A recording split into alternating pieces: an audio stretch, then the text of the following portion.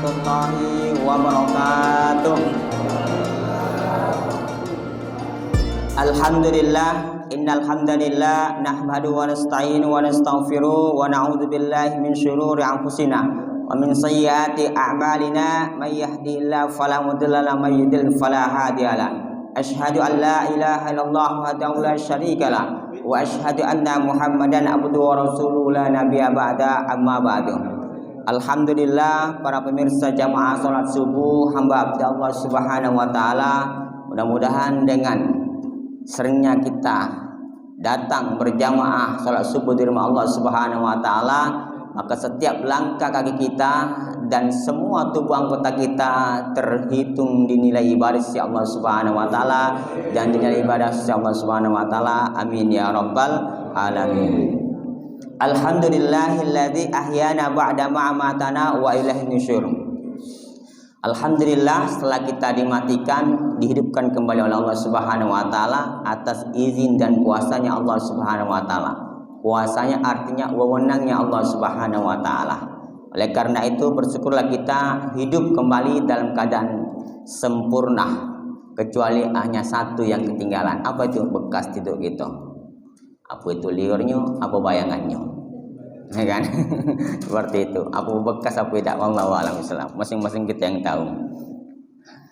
Kemudian daripada itu, salawat dan salam melekatkan senantiasa untuk membiasakan berselawat atas baginda kita Nabi Muhammad sallallahu alaihi wasallam. Mudah-mudahan dengan selawat ini nantinya insyaallah menjadi syafaat di alam barzah nantinya insyaallah, sehingga kita layak dikatakan mendapatkan syafaatnya karena kita selalu berselawat atas baginda kita Nabi Muhammad SAW, kekasih Allah Subhanahu wa taala. Kenapa harus berselawat? Karena setiap satu pekan sekali khatib mengingatkan, qala innallaha wa malaikatahu yusholluna 'alan nabi, di atas mimbar, Pak. Tidak kata selawat tidak sah salat Jumat itu, batal rukunnya. Maka daripada itu selawat. Ada yang Allahumma shalli ala sayyidina Muhammad wa ala ali sayyidina Muhammad, Allahumma shalli ala Muhammad wa ala ali Muhammad kama shallaita ala Ibrahim wa ala ali Ibrahim, dan seterusnya. Boleh. Semuanya ada dasarnya.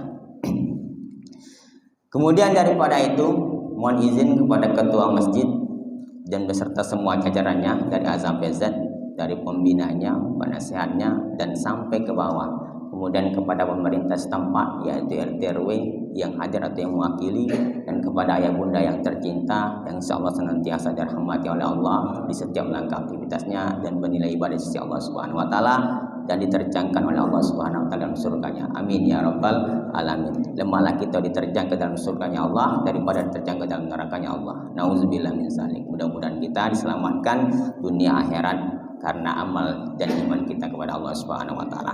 Amin ya rabbal alamin. Alhamdulillah, insyaallah saya akan membahas tema kita sekitar tentang hikmah di balik ibadah kurban. Ada ibadah amal di sisi Allah Subhanahu wa taala. Ya.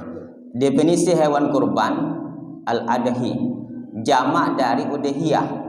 Kata ini diambil dari nama waktu yang disyariatkan penyembelihan hewan kurban padanya. Jadi disyariatkan ada. Kemudian apa? Adapun menurut syariah adalah hewan yang disembelih pada hari Idul Adha dengan tujuan mendekatkan diri kepada Allah Subhanahu wa taala, taqarrub ila Allah Subhanahu wa taala. Maka daripada itu definisi. Adapun landasannya yang tentunya nanti itu pasti hadis dan Quran dan hadis. Seperti Al-Kautsar. A'udzubillahi minasyaitonirrajim. Bismillahirrahmanirrahim. Inna a'tainakal kautsar fashalli lirabbika wanhar. Inna syani'aka huwal abtar. 3 ayat itu. Tapi yang paling kena itu adalah fashalli lirabbika wanhar. Di ayat kedua poinnya.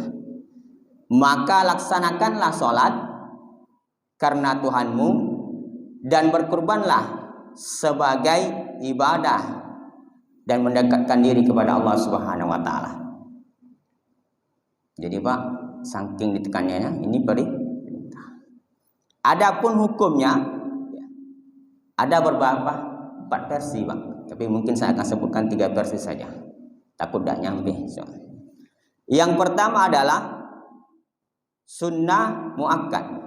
Mungkin berapa banyak yang melatar belakang tentang hadis terkait dengan hukumnya. Ya, maka kita harus perlu tahu dasarnya dan kenapa kita harus berkurban, biar kita dapat keutamaannya. Yang pertama sunnah muakkadah. Ini adalah pendapat jumhur ulama, yaitu mazhab Maliki, Malikiyah, Syafi'iyah dan Al-Hanabilah.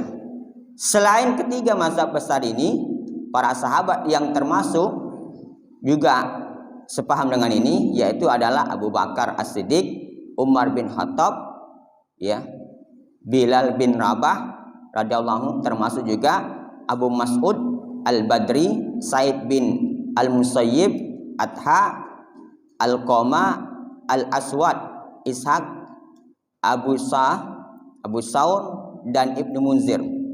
Dalam hal ini Rasulullah SAW bersabda, seseorang ingin berkurban menunjukkan bahwa hukum berkurban itu diserahkan kepada kemauan seseorang, artinya tidak menjadi wajib melainkan sunnah.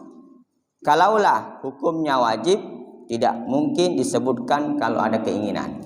Ini kalau ada orang ingin, nah ingin arti keinginannya itu kan, artinya menunjukkan bahwa tidak wajib, keinginan. Dasarnya adalah salasun kunna alayya faraidah wa kunna lakum tatawwu al-witru wan nahru was salatu duha. Artinya 3 perkara yang bagiku hukumnya fardu, tapi bagi kalian hukumnya adalah tatawwu, artinya sunnah, yaitu salat witir, menyembelih udhiyah artinya hewan kurban, dan salat duha. Hadis riwayat Ahmad dan Al-Hakim.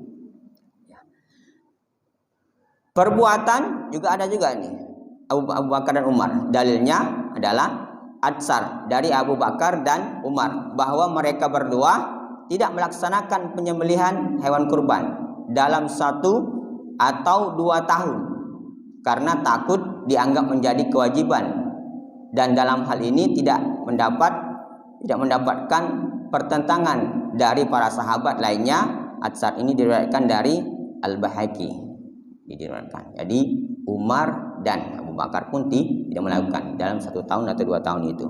Kenapa? Ditakutkan wajib.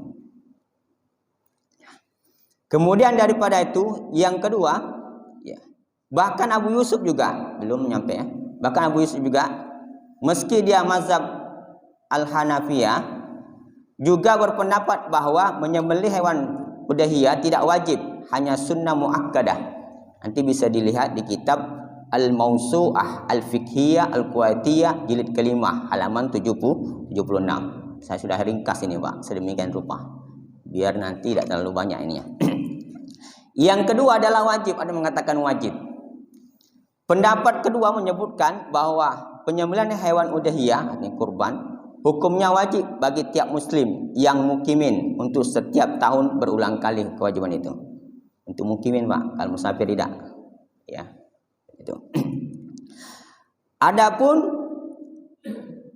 yang mazhab pendapat ini juga, ya. Adapun yang dari mazhab wajibnya menurutnya juga, ya, wajib juga menurut mazhab ini adalah Abu Hanifah. Selain itu juga adalah Rabi'ah, Al-Lais bin Sa'ad, Al-Ausa'i, At-Sauri, dan salah satu pendapat dari mazhab Maliki. Nah, itu yang menganggap mereka itu wajib bagi yang mukimin, ya, seperti itu. Dalilnya apa? Dia merujuk kepada Quran, ya, misalnya berdasarkan dari ijtihad melalui Quran. Fasholli li rabbika wanhar, maka dirikanlah sholat karena Tuhanmu dan berkorbanlah. Ya. Menurut mereka ayat ini berbentuk amar, artinya perintah, ya, atau perintah. Dan pada dasarnya setiap perintah itu hukumnya wajib untuk dikerjakan. Misalkan makanlah, perintah. Sama halnya kalau bos menyuruh anak buah, perintah. Itu. Kemudian dasar hukum yang kedua, dalilnya adalah sabda Rasulullah. Man kana lahu sa'atun wa lam yudhi fala yaqrabanna musallana. Artinya dari Abu Hurairah radhiyallahu anhu berkata bahwa Rasulullah SAW bersabda, siapa yang memiliki kelapangan tapi tidak menyembelih kurban, janganlah mendekati tempat sholat kami. Saking tegasnya. Hadis riwayat Ahmad, Ibnu Majah dan At-Tirmizi. Jangan mendekati sholat.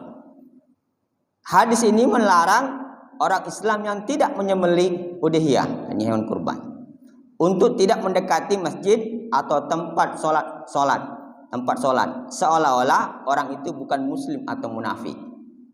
Jadi kalau ada orang muslim mampu, berduit tapi tidak galak, maka terkesan dia seolah-olah bukan orang muslim dan orang munafik. Itu. Dia mampu, Pak. Kecuali memang miskin, makan utang susah, wajar bisa dimakan. Seperti itu. Kemudian yang ketiga, ada yang mengatakan sunnah ain dan kifayah. Biasanya kita fardu kifayah, ya kan? Inilah asing.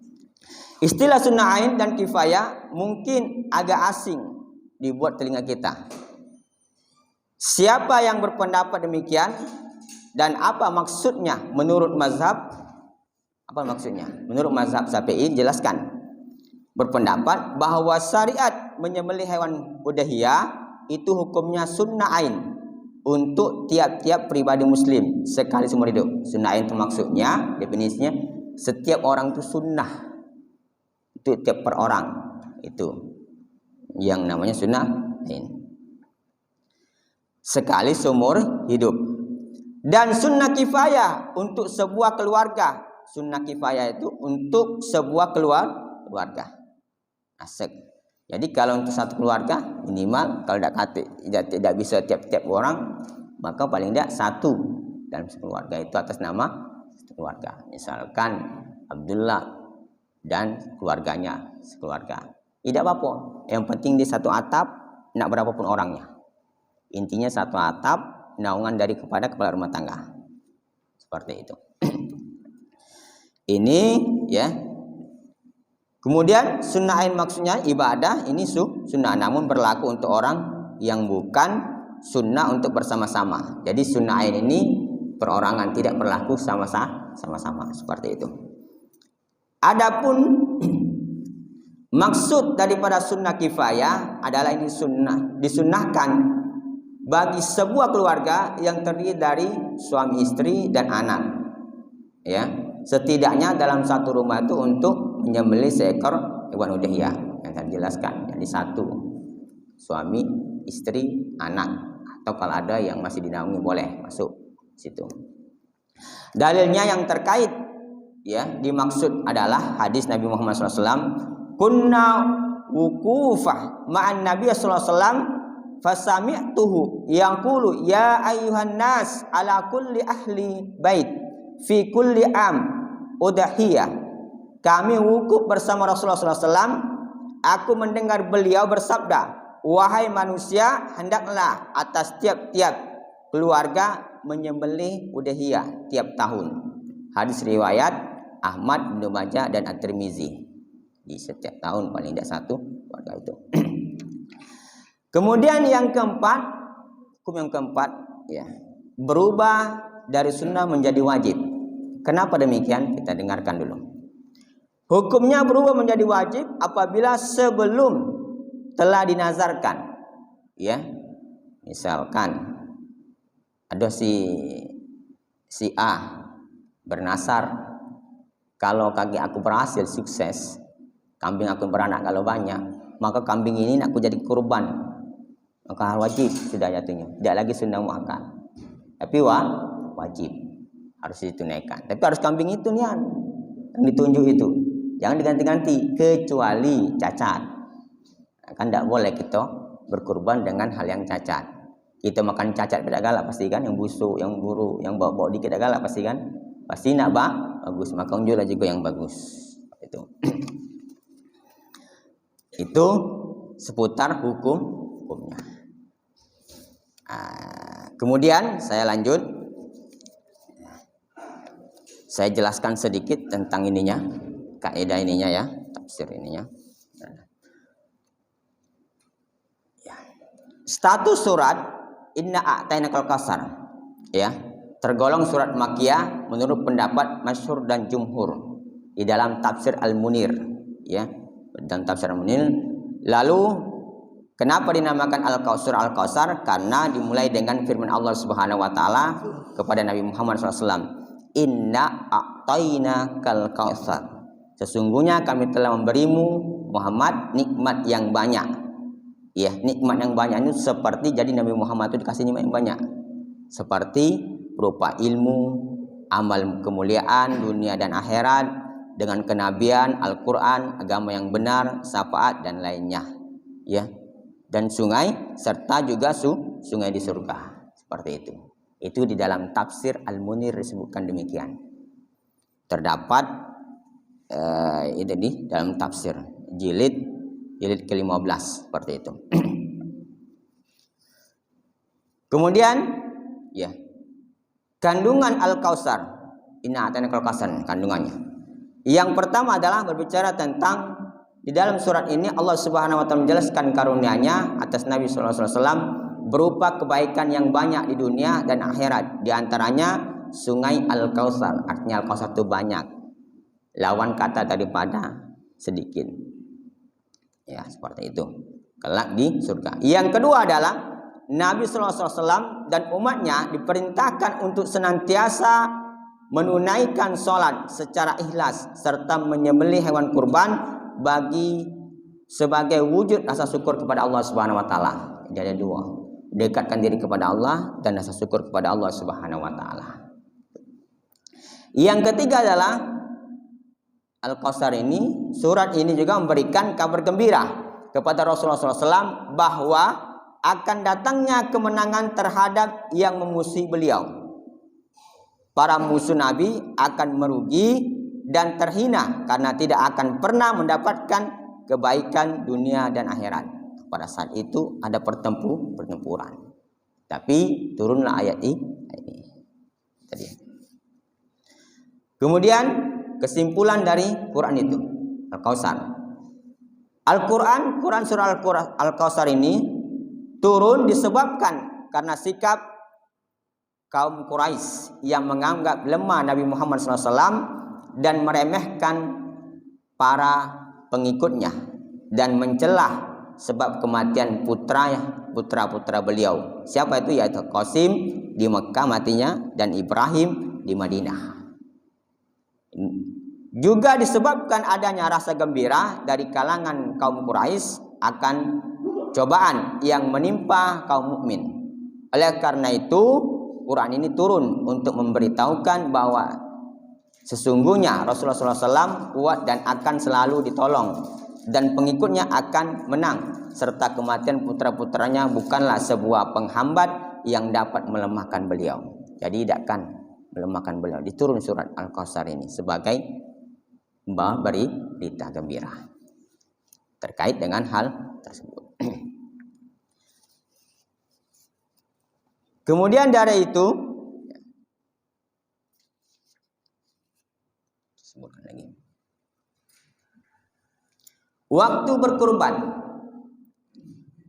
seusai sholat.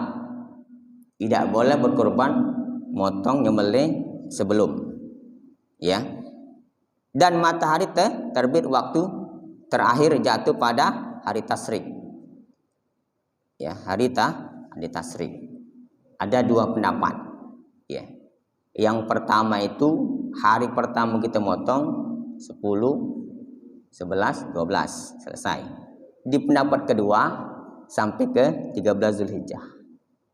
Di dua pendapat silakan. Semua itu dikuatkan oleh para ulama dan sahabat. Seperti itu. Hikmah dilarangnya memotong kuku, rambut dan kuku. tetap dalam kondisi utuh untuk memerdekakan diri api neraka. Berdasarkan hadis Ummu Salamah, Rasulullah SAW bersabda, sementara seorang dari kalian akan berkorban, hendaklah tidak memotong rambut dan kuku-kukunya. Jamaah Al-Kutubus Sittah dan selain Bukhari. Seperti itu. Nanti bisa dilihat di Fikih Imam Syafi'i halaman 573 ya, paragraf ke-1 karangan Profesor Dr. Rahba Azwali, ada 3 jilid. Tebalnya kalau nggak salah sekitar 4 cm seperti itu.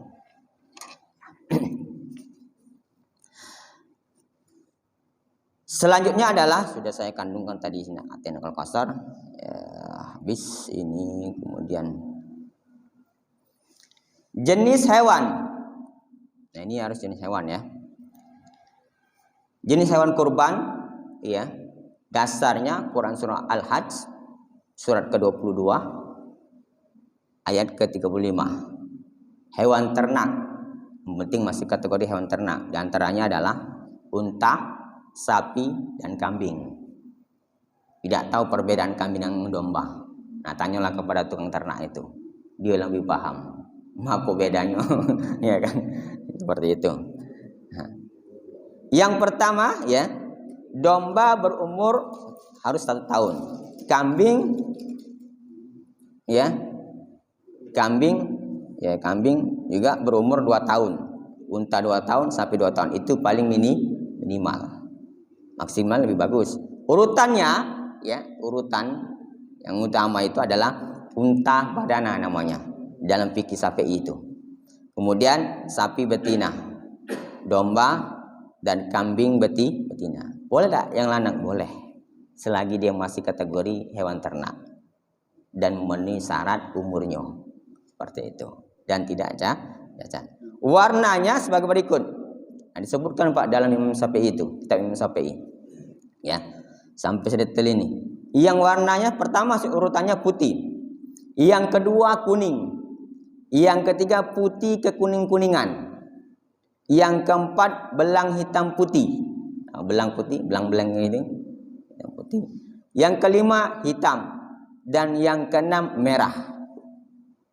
Rasulullah SAW bersabda, menyuruh kami ya, potong untuk berkorban unta atau sapi setiap 7 orang berkorban seekor unta. Boleh 7 orang. 1 sapi 7 orang boleh. Iya. Dan fikih. Kemudian kalau kambing 1 keluarga, tidak dijelaskan boleh tidak dan tidak ada Pak. Tidak ada penjelasannya. Bukan saya sesuai dengan pengetahuan yang saya dapat. Iya, seperti itu. Nah, adapun nanti Anda temukan wallahu a'lam bishawab. Itu tambahan bonus dari Bapak-bapak, seperti itu. Syarat-syarat hewan kurban. Kurban unta harus berumur 5 tahun. Syaratnya yang kedua, sapi dan kambingnya harus berumur 2 tahun. Yang ketiga, domba harus berumur 1 tahun. Hewan tidak cacat, tidak kudis, tidak pincang, tidak kurus, kerempeng, tidak gila dan tidak buta matanya dan tidak sakit-sakitan. Tidak pilek dan sebagainya. Pokoknya tidak cacat. Tidak boleh berkurban ada yang cacat. Kita baik Pak, kalau nak kondangan dalam kondisi tidak fit pasti tidak galak datang. Mogalah itu saudara dewek. Kenapa? Karena pasti jadi omongan orang. Itu pula kurban kita. Jangan sampai jadi omongan orang, jadi fitnah. Maka hindari hal-hal yang mengundang jadi bahan pembicaraan di publik. Seperti itu. Agar nanti kita mendapatkan maksimal apa yang kita inginkan. Itu, seperti itu. Nah, itu tadi seputar tentang hewan kurban. Ya. Hikmah dan keutamaannya, Pak. Saya langsung saja.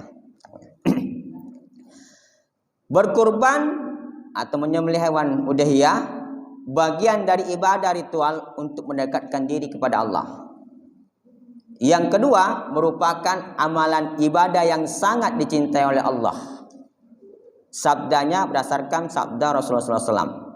Man amila adamiyum min amali yawmil khair yawman nahri ahabba ilallah min ihraqid dam innaha la ta'ti yaumal qiyamah biquruniha wa asy'ariha wa azlafiha wa anna dama la yaqa'u minallah bima kani qabla ayyaqa'a minal ardi fatibu biha nafsah. Dari Aisyah radhiyallahu anhu bahwa Rasulullah SAW bersabda, tidaklah seorang anak Adam melakukan pekerjaan yang paling dicintai oleh Allah pada hari nahar kecuali mengalirkan darah atau menyembelih hewan kurban dan kurung. Hewan itu nanti pada hari kiamat akan datang dengan tanduk, rambut dan bulunya, dan darah itu di sisi Allah Subhanahu wa taala segera menetes pada suatu tempat sebelum menetes ke tanah. Hadis riwayat Tirmizi nomor hadis 1493 dan Ibnu Majah hadis ini nomor hadis 3126. Hadis ini secara tegas menyebutkan keutamaan menyembelih hewan kurban. Ada 2 poin dapat hadis ini. Jadi hadis ini ada 2 poin intinya. Yang pertama adalah ibadah ini termasuk di antara ibadah yang amat dicintai oleh Allah Subhanahu wa taala. Maka rugi Pak kalau kita ingat dicintai Allah, lakukanlah hewan kurban. Beli ada bagi yang punyai kelebihan rezeki. Yang kedua, hewan yang disembelih itu akan menjadi salah satu hal yang memberi manfaat untuk si penyembelih, untuk yang punya hewan kurban di hari kelak nanti. Artinya di hari pembalasan nanti. Dia akan memberikan manfaat untuk yang pengorban. Itu. Yang ketiga, merupakan bentuk syiar. Ya, tidak hanya ibadah haji syiar, tapi juga pengorban ini juga syiar. Syiar adalah lambang, sebagai simbol lambang. Ya, di mana suatu tempat yang mempunyai syiar tertentu dari agama Islam. Ya, seperti itu. Kemudian penyembelihan hewan kurban, hewan udhiyah merupakan salah satu bentuk dari syiar-syiar Allah dan juga syiar agama Islam sebagaimana disebutkan dalam firman-Nya. Terdapat di Quran surah Al-Hajj 36 sebagai berikut, wal budna ja'alnaha lakum min sya'arillah lakum fiha khair fadhkuru smallahi 'alaiha. Dan telah kami jadikan untuk kamu unta-unta itu sebagian dari syiar Allah, kamu memperoleh kebaikan yang banyak padanya, dan sebutlah nama Allah Subhanahu wa taala, dan sebutlah atas nama Allah Subhanahu wa taala. Hadis riwayat Al-Qur'an surah Al-Hajj ayat 36. Maka penyembelihan hewan udhiyah adalah salah satu bentuk syiar atau lambang bagi syariat dan agama Islam, yaitu agama kita. Kemudian yang keempat, sunnah Rasulullah SAW, merupakan sunnah Rasulullah SAW. Jadi Allah mencintai dan apalagi menurut petunjuk dari Rasulullah. Yang beliau sunnahkan melakukan sendiri dengan kedua tangan sendiri. Rasulullah itu Pak beli dewek, potong dewek dengan tangan sendiri. Baru takbir, diniat takbir. Baca bismillah, takbir, Allahu Akbar, potong. Diinjak kaki salah sikok di leher itu, biar tidak meronta-ronta. Rasulullah SAW bersabda, menyembelih 2 ekor kambing kibas yang bertanduk, beliau menyembelihnya dengan tangan beliau sambil menyebut nama Allah dan bertakbir serta meletakkan kaki beliau di atas pangkal lehernya. Hadis riwayat Muslim. Kemudian yang terakhir itu sudah plus hikmah dan keutamaan seperti itu. Hablum minan nas, ada hubungan hablum minan nas antara manusia sama manusia hamba Allah.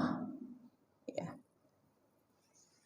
Daging hewan tersebut jika dibagikan dengan tetangga jiran, tetangga sama tetangga, duafa, fakir miskin, serta anak-anak yatim, maka pembagian tersebut sebagai wujud kepedulian kita selaku orang muslim yang beriman dan bertakwa kepada Allah, demi tegaknya perintah yang berpedoman kepada Quran dan hadis.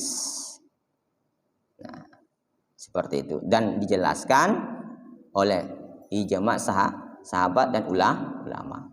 Seperti itu. Maka daripada itu rugi kalau kita tidak mau berkurban. Habis, cukup, tidak perlu banyak-banyak karena sudah saya ringkas. Mudah-mudahan tidak terlalu banyak, ada sedikit waktu seperti itu. Sudah saya ringkas. Walaupun ini sebenarnya banyak ya nak dibahas, tapi tidak cukup waktunya. Kita berbagi waktu baik seperti ini. Ya. Demikian yang bisa sampaikan Pak. Ayah bunda yang tercinta, mudah-mudahan bermanfaat. Mohon maaf atas ketidaksempurnaan saya selaku tausiah subuh menjelang pagi ini, seperti itu. Dan saya akhiri wabillahi taufiq wal hidayah.